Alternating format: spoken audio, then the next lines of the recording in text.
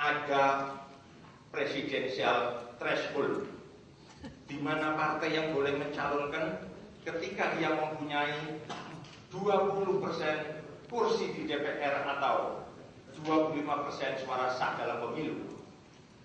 Sehingga ketika partai itu tidak mencapai persyaratan, gugurlah.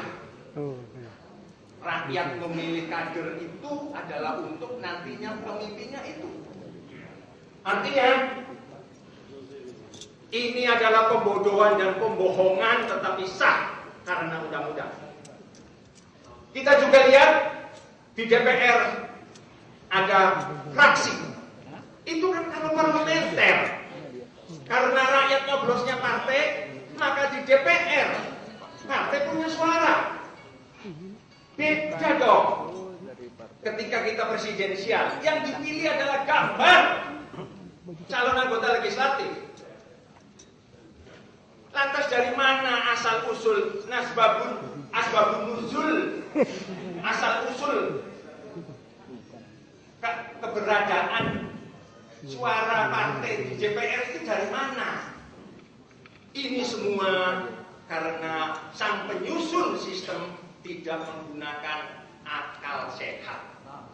Yang penting karena demokrasi perlu partai, ada partai. Karena demokrasi perlu pemilu, ada DPR. Bukan itu. Ini yang ke depan harus kita perbaiki. Selanjutnya, bagaimana cara memperbaikinya? Kalau menurut saya, Pak Permadi terlalu keras lah, Mas. SBY kan teman saya dong. Lewat para senior saya yang hari ini hadir, dan saya tahu juga ada yang orang dekat dengan SBY, tolong sampaikan. Kalau hari-hari ini, minggu-minggu ini mau, rakyat masih memaklumi. Yang saya maksudkan mau adalah mau mengadakan perubahan.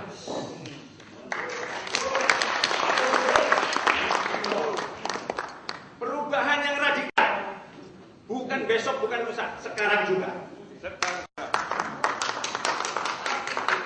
Tetapi kalau SBY tidak mau memahami keadaan realita yang ada di lapangan ini, maka tolong sampaikan pesan saya, nanti nasibnya sangat tragis. Saya bukan ahli hukum, tetapi sejarah manusia mengenal negara seperti itu. Pilihan bukan ada di kita, ada di SBY. Tetapi kita tidak boleh ketergantungan SBY. Kalau itu semua tidak mau, hanya ada satu cara. Nah, ini Pak Permadi setuju. Santet. Tapi saya tidak menggunakan istilah revolusi, Pak. Mari kita saksikan. Gak usah dijatuhkan aja. Kalau sudah lowbat, itu HP. Kalau sudah lowbat, itu juga nanti off sendiri. Tetapi kalau off-nya nanti kelamaan, kalau menurut saya jangan biarkan bangsa ini nanti tercapik-capik. Bayangkan saja kalau kita yang hadir di sini adalah orang Irian. Untuk apa itu Indonesia? Bertanyalah manfaat Indonesia. Betul.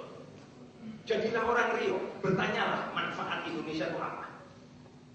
Tetapi saudara-saudaraku yang dari Irian, dari Rio, dari Aceh, bukan hanya Anda. Cepu juga. Sejak zaman Belanda, dari buminya disedot, juga tidak ada manfaat bagi orang sekitar. Sumur pengeboran, Indramayu juga begitu. Bahkan Brebes pun tidak ada merasa manfaat Indonesia. Bayangin saja Bapak Ibu, ketika panen gabah, loh kok import berapa dari Filipina? Ini orang gila. Orang gila ini. Sampai berapanya diambil, dilempari ke jalan. Seperti itu kenyataannya. Ini negara karena salah kelola. Rahmat Tuhan yang Maha Kuasa berupa sumber daya alam Yang nikmati bukan kita. Negara tetangga, sebut saja seperti Thailand. Loh, biaya dari mana kok rakyatnya bisa makmur? Padahal 10 tahun yang lalu kita berada di atas Thailand. Mereka belajar dari kita. Jangan banyak alasan. Soal pendidikan kita lebih tinggi dari Thailand. Di sana tulisannya Hono rokok. Masa mau biayai negara dengan jual durian montong berapa ribu truk?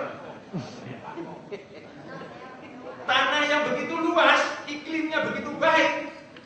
Kita import beras dari Thailand, dari Vietnam, dan dari negara tetangga lainnya. Orang singkong, Pak. Garam 50% kita import beras dari Australia.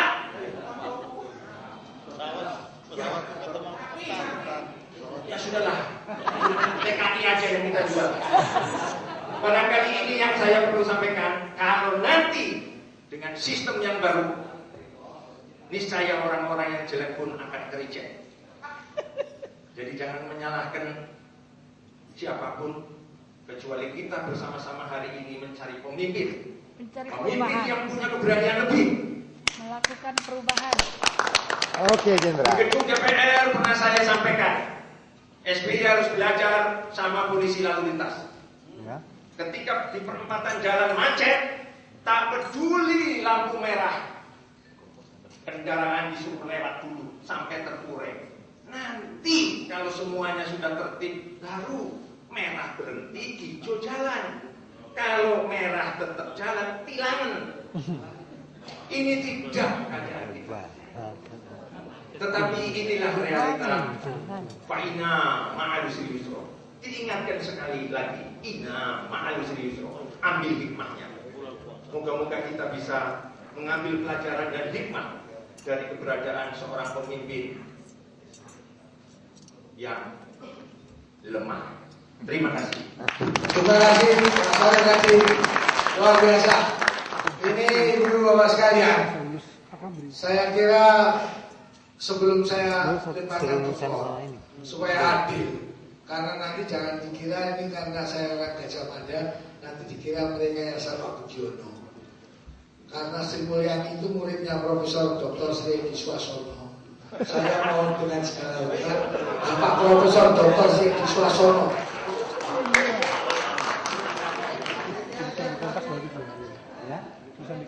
Oh, dia selalu nulis. Saya tidak tahu mau ngomong apa, sebab saya kesini untuk mendengarkan Mas Kisarami. Jadi datangnya telat karena macet, sekarang saya malah disuruh bicara, mau bicara apa ini? Bicara pemerintah tidak ada yang menjaga, negara tidak ada yang jaga. Dari Sabang sampai Merauke, dari Miangas sampai Rote, tidak ada yang menjaga. Maka kuncinya hanya satu.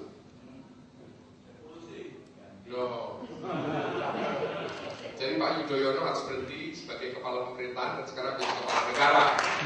Bertindak sebagai kepala negara. Saya setuju hanya dengan Pak Sorif Adi tadi. Sekarang juga Pak Yudhoyono harus bertindak sebagai kepala negara.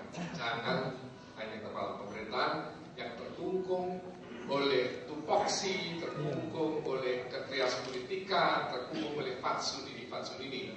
Sebab hanya kalau dengan saya kira ini prioritas. Kalau tidak prioritas, sekarang juga mau diganti-ganti siapa? Ya, ganti siapa? Kalau nanti salah pilih yang masuk preman gimana? Ya, saya mau cerita saja. Ada buku, ya, Ortega y Gasset itu menulis buku judulnya La Rebellion de la Masse. Diterjemahkan ke dalam Perancis, La Rebellion de la Masse. Diterjemahkan ke dalam bahasa Inggris, The Revolt of the People. Hebat. Tetapi orang Belanda lebih pintar dari semuanya. Dia menerjemahkannya adalah The Opstand Reform. Jadi yang diterjemahkan bukan judulnya, isinya, yaitu bangkitnya preman. Kalau ada vakum kepemimpinan, yang bangkit pasti preman, dan preman itu yang menguasai negara. Jadi kuncinya satu, Pak Yudhoyono menjadi kepala negara. Makasih. Terima kasih.